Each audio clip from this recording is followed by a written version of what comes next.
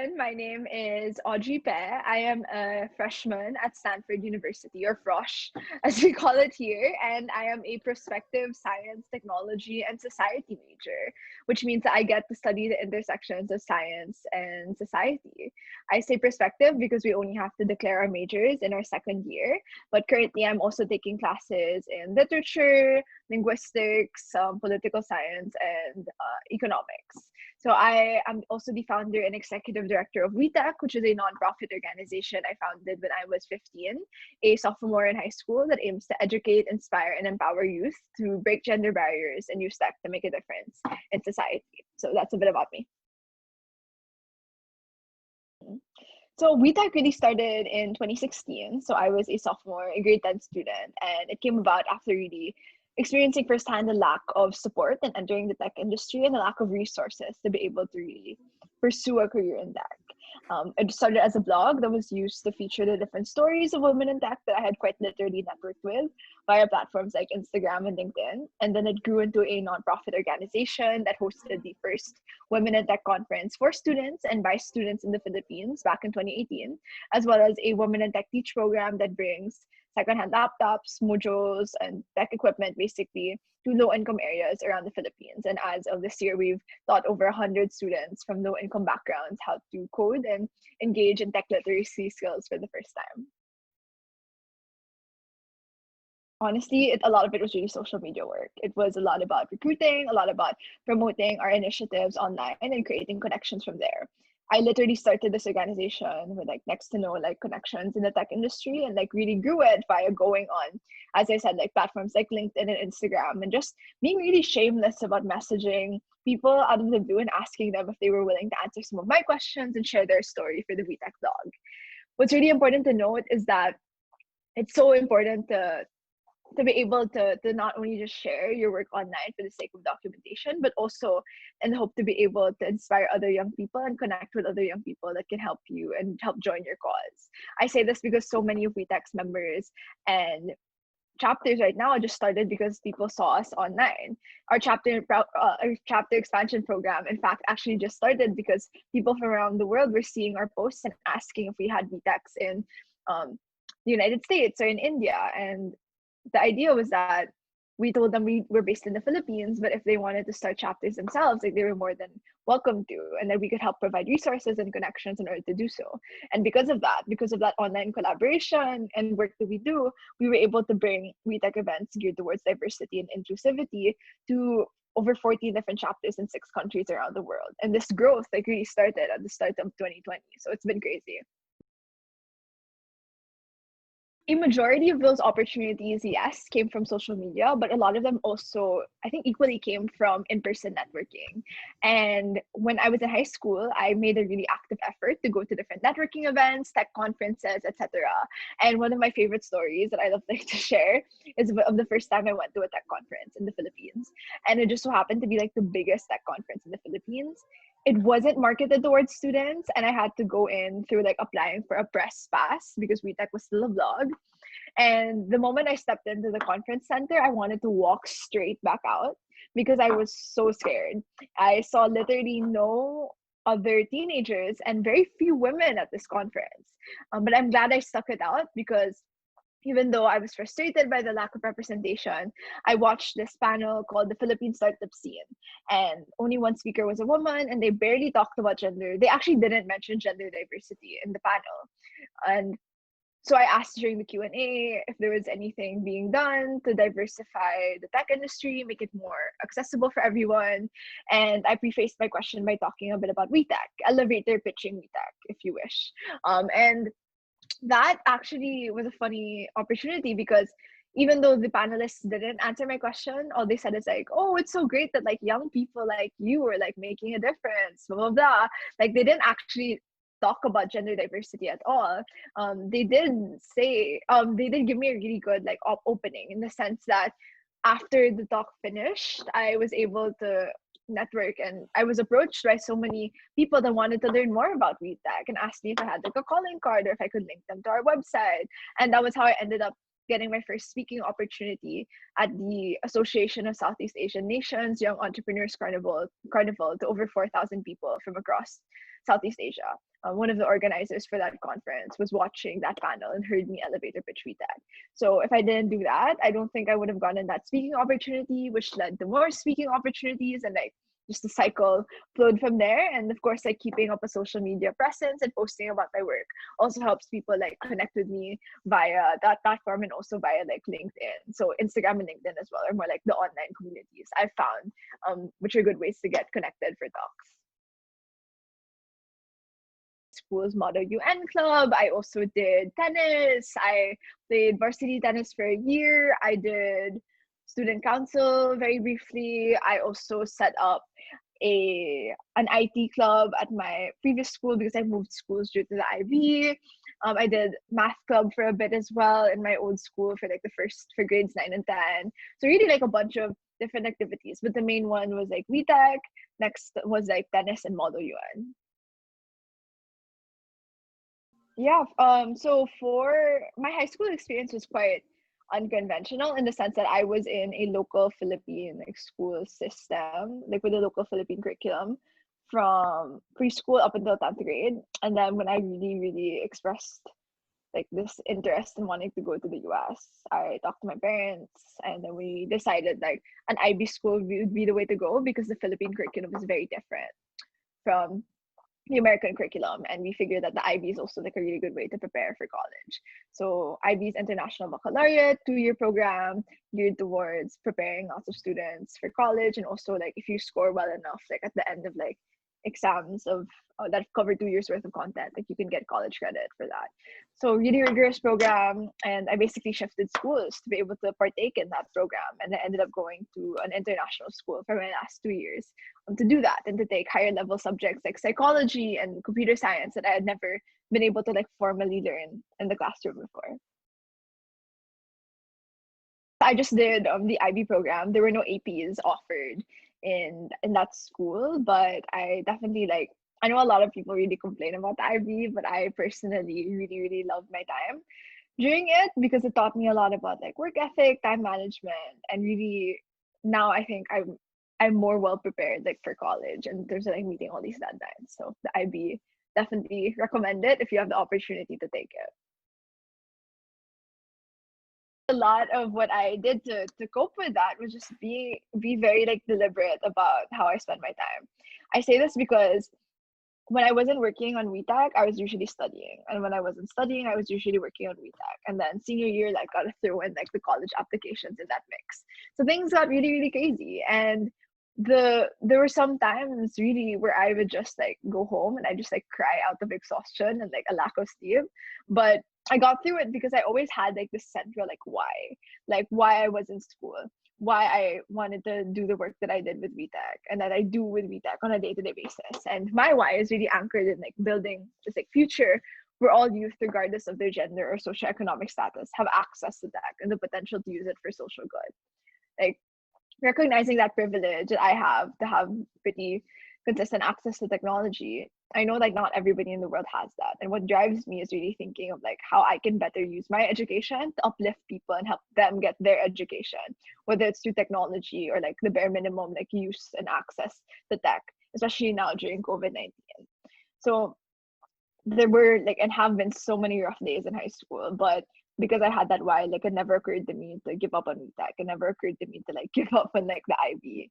And I think when we remember that we're so privileged to be able to have access to like those resources, to be able to connect with people from around the world, like I think when we focus on that, like that's where I think the real like initiative, productivity, and like motivation really lies. At least personally, because when I face like struggles with the IB, I think, wow, like I'm so lucky to be complaining or like to be struggling with the IB. Like not everybody gets that. And I think when we're in communities where everybody's like complaining and it's kind of an echo chamber, it's very easy to like forget that. My parents both studied in the Philippines like all their lives. So there was never really this pressure to go abroad. And the idea to go abroad really came about after seeing or after hearing from a couple of like upperclassmen from my previous school that they were planning on going to the US, and that really planted that idea in my head that like, okay, maybe let's consider programs in the US. I was really attracted by this thought of like liberal arts education and the fact that I didn't have to like decide from the get-go like what I wanted to pursue, which is so different from the Philippines because it's like you have to apply based on like your college course. So having that flexibility, reading more on the programs, campus life, opportunities, really made me think, okay, I want to go abroad. And I'm really grateful for my parents. I'm really lucky that they're very like supportive of that.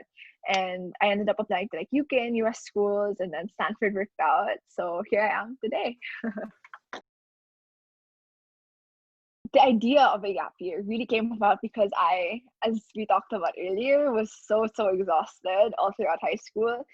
And so many of my days were packed with like meetings and events and also like regular schoolwork and college apps that it came to a point where my parents sat me down and they were like, if you go at this pace, like straight into college, you will burn out. Like that's what they told me. So with that realization and with their support, I decided to take a gap year to work on stabilizing Philippine operations, appointing a Philippine head to handle operations, so that now that I'm in the US, I handle international chapter operations along with my team of chapter coordinators. And another great thing that I was able to do during my gap was being able to speak in different parts of the world. So I went to like Bangkok and Portugal and all these amazing opportunities that I wouldn't have been able to say yes to had I gone to college straight ahead. So definitely like no regrets. And I recommend a gap year to anybody that has like a plan of like what they want to do, or just like very like clear like goals of what they want to achieve, because that's, I think, the double-edged sword when it comes to a gap year. Like you're so flexible with your time, so it has to come up from you and how motivated you are in terms of like managing that time. That's something that honestly just came about through Google. So I remember going to my previous school, the non-international IB school, and telling like the counselor that I wanted to apply to top schools in the US, and she was like, "Oh, how does that work?" And I said, "Shouldn't you be telling me how that works?" So that was really funny, but not funny in the moment, but funny looking back. So what I did is that I was and am really stubborn, so I decided to go online and literally Google like college admissions help for Filipinos, and I found this really amazing nonprofit called College Admissions Mentors for Peers in the Philippines, Camp Philippines for short. And they were looking for mentees for their mentor-mentee program, in which they pair a Filipino high school student with a Filipino currently studying abroad. And I filled out this long application form, took me about 30 to 40 minutes, only to find out that freshmen weren't like in the priority. Like they were, because we were furthest away. Yeah, from like applying to college. And I was a freshman at that time. And I thought, okay, you know what, let's just submit the form. I don't lose anything. I don't pay anything. Let's just go with it. And I'm so glad that I did, because I got paired with an incredible mentor named Michi Feriol, who went to Harvard and is currently actually like in Harvard Business School right now. So she's incredible, and she also planted this idea in my head of like taking the IB, and like she helped me with like a ton of stuff like editing my essays, just like choosing schools. So I owe a lot to Michi, and I would not have found her if not for that like simple Google search that I did online. The US system is very different from the Philippines, in that in the Philippines you take an entrance test and you submit forms and then you hear back. Like it's much more holistic here in the US, and it was a system that I had to adjust to.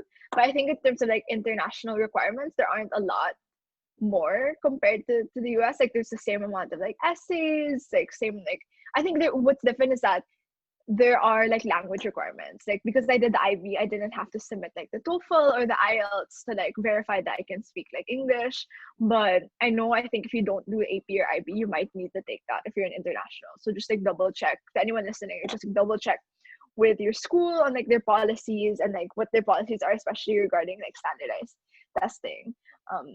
With that said, what I did, like concrete steps I did to in my process was to by junior year have like a long list of schools I wanted to apply to, and then by like my first like semester of like senior year, like around like the earlier months, like narrowing that like list down to like 10. And from there, like I'd put like all of the requirements, essays, deadlines onto this like Google sheet, and then I'd color code it based on like which essays were done in progress, that sort of thing. And another kind of like life hack that like I highly recommend is that, okay, if an application is due in like December 20th, like mark a deadline on your calendar that says December like 10th. So that like if like you are like if you're lagging behind like your deadlines, like at least like you're not actually behind because you set an earlier deadline, if that makes sense. And that really helped me, especially in like getting things together because there were so many essays for schools like Stanford. Yeah, so I applied to 9 schools, 5 in the UK, 4 in the US. Um, and I ended up applying early to Harvard. I got deferred and then I didn't get in. And then I applied to Stanford under regular decision. But back in like back in 2019, yeah, wow, long time ago. Yeah, definitely the liberal arts education system was something that I really, really looked for. And that's why I didn't end up applying to the Philippines because I knew I wanted to go to school that gave me like the opportunity to study like the intersections of like STEM and humanities, and not a lot of schools, if any, like in the Philippines let you do that. And I'm very lucky to say that my parents were very supportive of me like applying US and UK. That's definitely not, at least like I haven't encountered a lot of people in the Philippines, like outside of my international school, they get to do that. So I think I'm very like privileged to have been able to do that. And when it came to selecting schools, this is the funny thing. Like I already knew that I wanted to do something in like tech and like tech for social good, that sort of thing.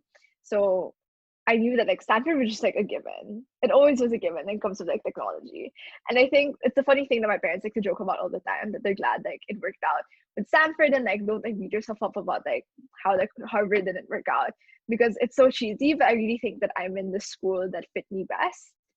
Because just like hearing about like people and like their stories, and like there's so many people here that have interests aligned to mine, whether it's in tech for social good or like any other niche part of tech plus like another thing.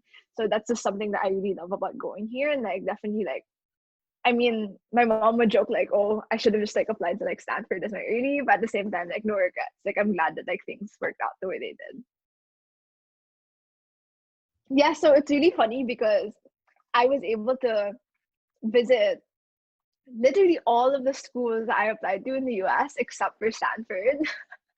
Because Stanford was the only West Coast school that I applied to, so that was really funny. But yeah, I think a lot of like what helped me with my Stanford application specifically was going online, watching YouTube videos, panels, attending an information session that the Stanford Southeast Asia admissions officer hosted in the Philippines back in 2018. And also like reaching out to alumni, asking them questions, that sort of thing was really helpful. And really just making the most of like resources like blog posts, vlogs, that sort of thing. But keep in mind, like when you watch those things, like non like school sponsored like vlogs and stuff, like those are just like individual experiences that aren't necessarily like representative of like the entire like school population.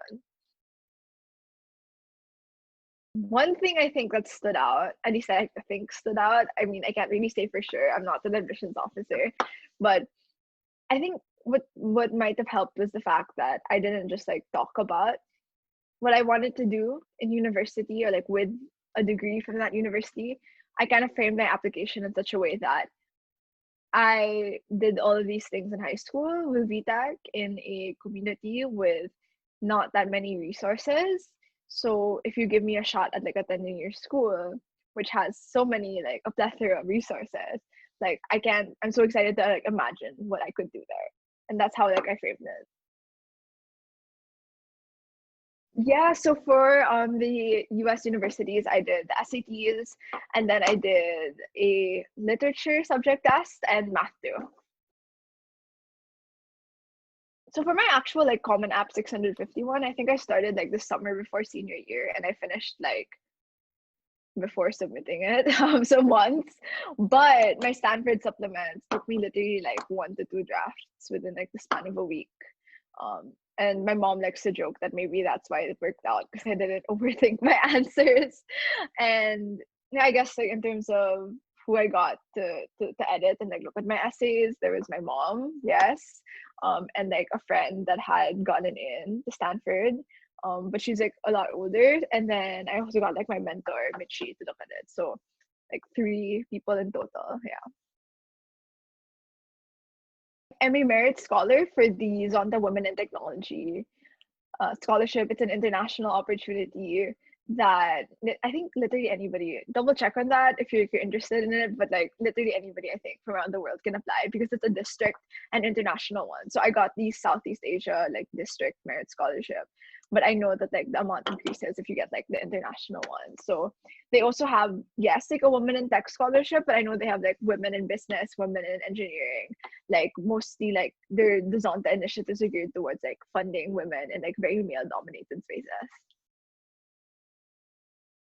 All of my interviews were in person actually. And I remember, so for Stanford specifically, I remember being asked a lot about like, yes, WiTech, but also the things that I did in my school, like very like standard like questions about like what I'm interested in, what I want to study, what type of opportunities I want to get out of Stanford, that sort of thing. And then I guess kind of like an unexpected question I didn't like expect to like get was like my interviewer actually asked me like what other schools I applied to. That kind of threw me off a bit because I didn't like think that they'd ask that.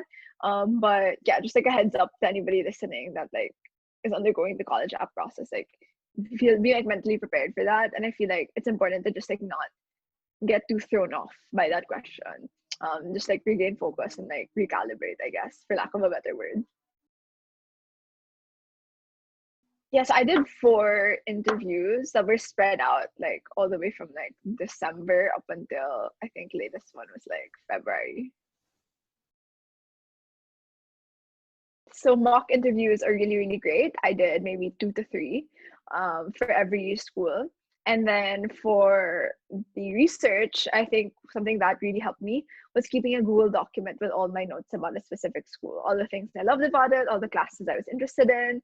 And yeah, like I think it really helped me in terms of like getting my thoughts together and really writing down like all the reasons why I was excited about potentially entering that institution. I chose SDS because I really inherently feel the importance of studying STEM, yes, but STEM in tandem with like its application in the world around us. And I chose it because SDS is such a niche and like special thing I think to take at Stanford, where it's literally like in such an opportune location with Silicon Valley nearby, with so many tech companies, but also with just like this very, very amazing like humanities department. Like one thing that's so underrated about Stanford is how amazing the humanities professors are. And I think like I really wanted to go to school that let me like take advantage of both STEM and the humanities. And so far, like I'm very, very happy with my experiences here. My workload is tough, not gonna lie. It's been pretty heavy, pretty chaotic. Like I have this class where I do basically like 100 pages of reading a week, and I have to like watch a documentary and like write a reflection paper for the documentary, and that's like on top of like my final like paper and like presentations and stuff like that. But at the same time, it's as difficult as I expected like a Stanford like education to be. Like I knew that it wasn't going to be easy, and it definitely isn't. But at the same time, what I'm glad I expected and turned out to be like true was how passionate the professors are about what they're teaching. And when a professor is passionate and excited, like it's so easy to also be passionate and excited and just happy to be here and like happy to learn. So I actually haven't ever like spoken to my econ professor. I just see like his recorded lectures because I take that class asynchronously, but he's also like really lovely and he'll say things like, oh, contact him or like attend office hours, that sort of thing. So he's really nice. But that's like the professor I've interacted with the least. The ones I've interacted with the most are like my literature and um linguistics slash political science slash like psychology professor, and they're really great. And I'm in classes with them that have like less than 15 people, so there's a lot of like discussion and interaction. And I was just telling my friends this, but for 2 professors that literally are leaders in their field, they are so unpretentious about it. Like they're so down to earth. Like they could, you'd imagine, right? They're people of that like such good like standing in their fields, like could have like a big ego, but they don't. Like they're the most lovely people that will give you feedback and will compliment you if you like said a good point. And it's just like the best feeling to be able to learn from them and be able to like get like 3 hours of their week, like every week, and just like learn and like be inspired by the work that they do. So things really vary depending on my schedule for the week. But in general, like I'm usually up at like 9 a.m. And usually I'll do calls and I'll work out with my sweet mate. We like to go on runs, socially distanced runs, things like that. And then I'll like hop onto class, I'll have lunch, I'll go to more class and I'll do homework, and then I'll field a couple of messages, emails for WiTech. Sometimes at night, like I'll end it off with like another talk or presentation or like another meeting. And then usually like what's really great, I think, about like being here on campus is that there's always somebody new to like meet and I grab lunch with. So that's also been really fun because we can do that in like a socially distanced manner, as like the nature of our campus is so huge. So no 2 days are the same, but like all of the days lately have been like super packed and super busy in like the best way possible. Ooh, so I can't give like an exact amount, but I'd have to say that like I do study like every day. And it's usually like for at least like 2 hours every day. Yeah. And that's just probably as well because I'm really like extra like that. Like I like being on top of all my readings. I don't know if that's representative of like the entire student population, but yeah, safe to say like at least 2 hours of studying every day. I mean, definitely there's been a decrease in like in-person opportunities, sports, things like that. A lot of the clubs aren't translating the same way. I mean, they're coping, and I'm really glad that like a lot of like organizations are trying to make the shift, but definitely it's not the same as it was like in person, at least from like what the upperclassmen tell me. So the mindset that I had going into this freshman year is that I'm going to just make the most of whatever I've got. And at the end of the day, like going to Stanford is still going to Stanford. And I'm lucky that I got approved for on-campus housing. And even though it isn't, and definitely like it's very like far from like the typical like college experience that I imagine, like it's still something. And I'm still able to like meet, interact with such amazing people. And I think that's something to still like really like be grateful for. Yeah, they're really great. But then they put us in graduate housing, so it's definitely not like your typical undergraduate setup. I have like my own space, and then I have a connecting kind of like shared area with my suite mate. So that's been really nice, and yeah, really loving it. Really loving it. It's a new building as well, so it's called the Escondido Village here at Stanford. I am like going around, but I'm not like I don't have a bike. I like walked around a lot, but I think a lot of people here like do like opt to take a bike or like use like the shuttle bus. But like me, like I've been going around like literally every day, but like by foot. Yeah. It's funny because the first thing that came to mind was that I should have worried less, but at the same time, I feel like that worry really helped motivate me to get all my work done. So I'd say like tread carefully, like high school students, like motivate yourself. Don't fall into like that like slump, but at the same time, know that things or when you apply to college, it's all about fit. And I know everybody says it, but I really like mean it. That when you apply to college, when you present all these like details about yourself, like know that you shouldn't take rejections personally. And I know that's easier said than done, but at the same time, like these college admissions officers are judging you based on limited information that they have about you, and that the decision on whether or not to take you or to not take you is not something that determines who you are as a human being. So keep that in mind. If anybody has any more questions or wants to get in touch with me, I'm at Audrey Isabel on Instagram. So that's AudreyIsabelpe. And I'm also at WiTech.org, at WiTech. Yeah, at WiTech.org on Instagram. And I'm Audrey at WiTech.org. So that's WITech.org on email. So thank you again for having me.